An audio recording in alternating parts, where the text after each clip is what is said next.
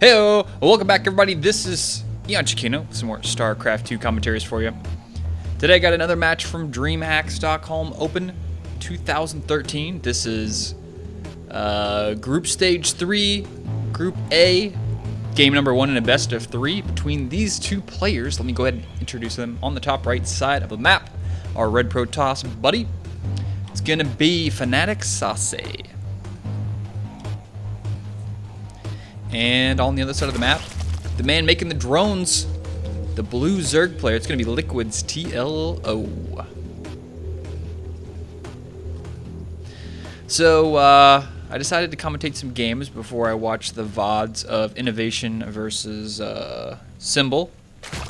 Looking forward to that, but I figured, you know what? I need to commentate some games before I start watching them. Otherwise, I'll never get around to it. I know you guys like watching StarCraft, so here we are. But TLO, he's got an interesting matchup coming up for him, at least for his next WCS round. He has to play MVP, but he said he was looking forward to playing MVP. Mostly probably because in his group stage before that, he practiced versus all Terrans, so he just gets to continue to practice versus Terrans. He's going to stay in his groove, and we'll see how well he does versus I guess people call him the king of Wings of Liberty, because he was so dominant in Wings of Liberty as a StarCraft player. So we'll see if TLO can take down the king of Wings in his next WCS match. So hatch first for TLO, feeling pretty safe. SaSe going for the forge opening. Fortunately for SaSe, he scouted the completely wrong path, and TLO is going to get a safe hatchery up. The forge is going to be going down first before the Nexus, so that's going to allow him to do some cannon shenanigans if he feels like it, but it doesn't necessarily have to do it. I've never really seen SaSe do that. Of course, the Overlord is already there, so he knows the probe is back there, but SaSe's going to do it anyway. Win in Rome, TLO. You know, you're going to try and go for a hatch first in my game. It's Whirlwind. I scout last. I don't care if I see a hatch first. I'm going to go ahead and throw down that pylon. And he could get a if he could get a wall in here with the cannon, that'd be pretty nice. But TLO has a drone back there, and SaSe is just going back and forth. He gets one in, and he really needs to put a cannon here and then wall off here. But oh, he got it in. Now he needs to wall it off. He needs to. Okay, the drone is gonna block it. That's a good job there by TLO. Oh, not good enough. He sneaks it in. The ninja SaSe. That was hilarious. I can't believe he got it in there. And even putting up another cannon. And given the opportunity, SaSe strikes, and I love this in a player. They aren't just limited to their style. They will do anything possible to win. And he's going to deal a decent amount of damage with both of these cannons. The Zerglings are going to go down. The drones aren't even attacking. Now they're going to attack. That one cannon is going to fall. The other one is still up there, and that's going to take a lot of hits to kill. And TLO is in such a bad position. He thought he was safe against SaSe on the gigantic map. He thought he was safe. He had an Overlord up there. He thought he was safe because he had a drone blocking the position, but he was one hex too far off. And TLO at this point doesn't even know where his opponent's at. He knows his opponent's right here in his mineral line, but other than that, he doesn't know where to send his Zerglings to, which is, a big problem. If all these Zerglings, like look at this, all these Zerglings they would have already been over here now, and they would have been running in this base attacking workers. And he hasn't scouted out yet, so that's kind of his problem right there. But you know, the risk definitely wasn't worth the reward this game. Hatchery getting down to about 600 life. Now the Zerglings are going back. They figured, you know what? We should probably get rid of that photon cannon. The creep is now covering the photon cannon. I love that new addition to Heart of the Swarm. Unfortunately, SaSe can't put a pylon there to block that off because the creep has finally showed up there. But now this cannon will fall more than likely if he sacrifices enough Zerglings into this. The Queen, oh look at that, even snagging another drone kill. I like that. And the rest of the pylons will fall. But you know, SaSe did a lot of damage with that. That's the risk you go when you go for a hatch first versus a Protoss player who happens to go forge first. And I you know, maybe you know, more I think about it, it doesn't really make much sense for SaSe to go for a forge first on the map this big unless he was intending to cannon first, assuming that TLO was going to go for a hatch first. So more I think about it, the more it makes sense that SaSe scouted out when he did and threw down that forge first. And TLO didn't scout, and I mean, even though SaSe got the latest scout possible, he still made it work. So Zerg players, watch out on this map. If your opponent goes for a forge first, you better be able to block that mineral line or block those pylons behind your middle line with that drone. You know, and it looked like TLO had it. Looked like he had it there, but no, not gonna happen. Double Stargate going up for SaSe, and you know, Sky Toss has just become so popular in Heart of the Swarm since they've made a couple of changes to it, and I think it's really cool. It's definitely changed the matchup. You know, if you look at a PVZ from end of Wings of Liberty and compared it to now, you'd be thinking, what's going on? What's this? It's almost two completely different games. There's very few warp gate all-ins anymore. It's, you know, almost entirely, it feels like Stargate play. You know, of course there's robo play added in there as well, but it seems like Stargate play is the new standard for Protoss versus Zerg. TLO doing a good job of just scanning the entire map for everything. Look at the circlings all over the place. Map control supreme. Third base goes up for TLO. Gas, one there at his natural, one there at his main, teching up to layer tech, or not layer tech. Yeah, layer tech. What am I smoking? Had those backwards there for a second. Probe down there at the third, looking to take a third base or not.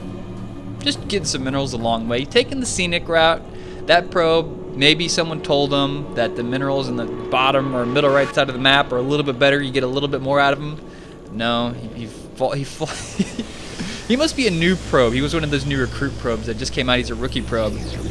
Maybe it was a sneaky zealot. Was like, yeah, dude, go check down there. The best minerals are over there. Go get them, bring them back. The boss will love it.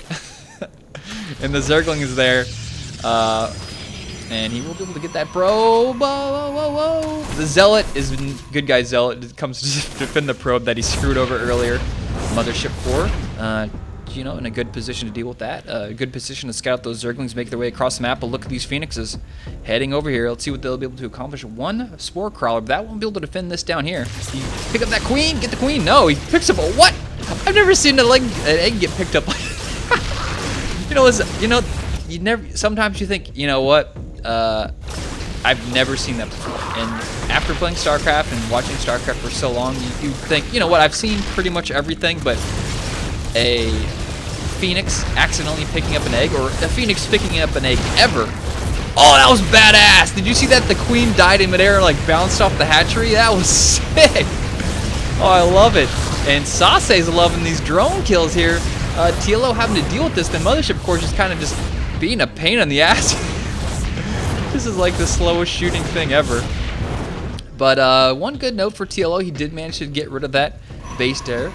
More cannons going up. SaSe worried about some type of counterattack here, but it doesn't look like it's coming. There's some Hydra coming out, some upgrades. Drone still transferring here. Spore Crawler being built. Phoenixes, a lot of Phoenixes to this count. No mutas for them to kill, just a couple Hydras. And look at that, picking up some nice Hydra kills. But more Hydras will come out. You're going to need a lot of Hydras to deal with these Phoenixes, you know. Phoenixes are essentially the counter to Hydras in low numbers, because they just pick them up, deal bonus damage to those Hydras. And if you can get them in small numbers like that, they just bleed so easily. Some serious trouble there. Good control there from SaSe for the most part. Overseer gets taken out. He does scout out. There's more Void Ray transition for his opponent. Void Rays are the new, seems like, super unit for Protoss. They just turn on that upgrade and then it's like, run away. It's like Marines with stem. They hit that upgrade and it's like, you know, get out of here for the time being. And now a whole battalion of zealots. I don't think that's a correct term, but it sounds good. I was never in the military, so I don't know any of the proper terms. But I'll call that a battalion of zealots.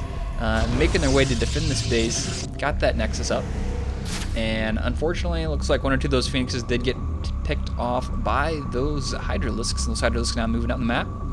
Gonna get that Hydralisk move speed upgrade, which is called Muscular Augments. Evolve Muscular Augments. SaSe setting up his force out here. One attack upgrade. +1 armor coming out. Double Colossus, or double Robo all the way.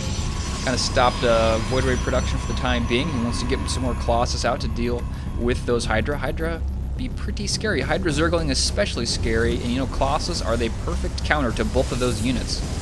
And so SaSe making a smart play here. Fourth base for TLO going to be taken. A couple Ultralisk Cavern and some Viper being built. So Hive Tech for TLO. TLO gonna go try and deal some damage over here on this third base, but I mean, if he gets trapped back here, he doesn't have a Warp Prism. He doesn't have, actually I want to say Mothership Core. He can't just, you know, port out of there. He's gonna be in trouble. Those Hydra are fast with that new upgrade, but they're not faster than a Colossus, I don't think. What is the move speed on a Colossus? 2.25, and these guys are 2.81, so scratch that they are faster.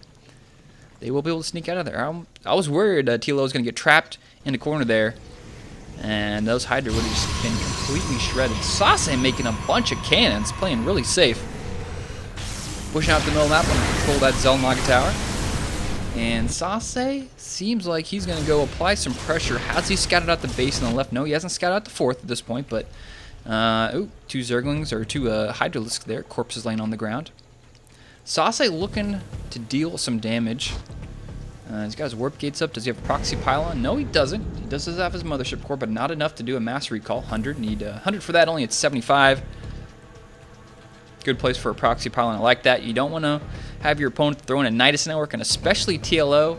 The only person who probably Nidus is more than TLO is Symbol, I would say at this point in time. But, you know, TLO definitely known for throwing in some Nidus play in his games. ZvP. So good spot there for that pylon. Zerglings doing some scouting. Sacrificial Zerglings.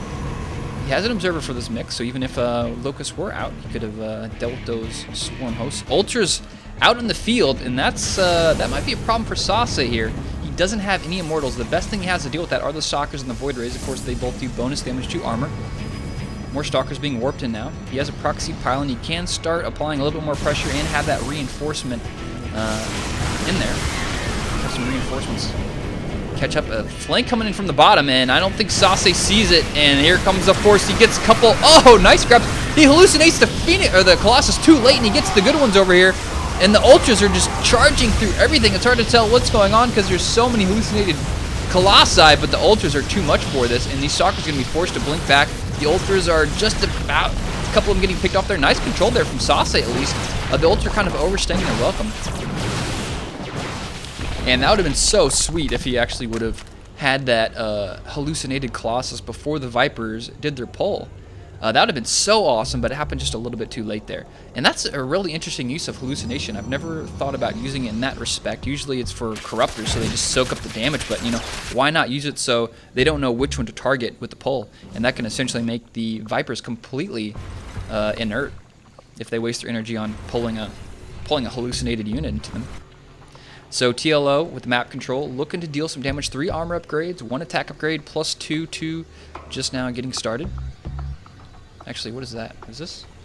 This doesn't make any sense. Oh, 3 armor. Wait. This has to be a bug, because it says 3 here, but it's only 2. Yeah, this has to be a bug in the user interface. Still some tweaking that needs to be done with the interface, but this is definitely... That can't be 3. Because it says 2 up here. Open, melee, 2, armor. Yeah, ground carapace. Melee... I don't know. I think it's wrong. But anyways, back to the game.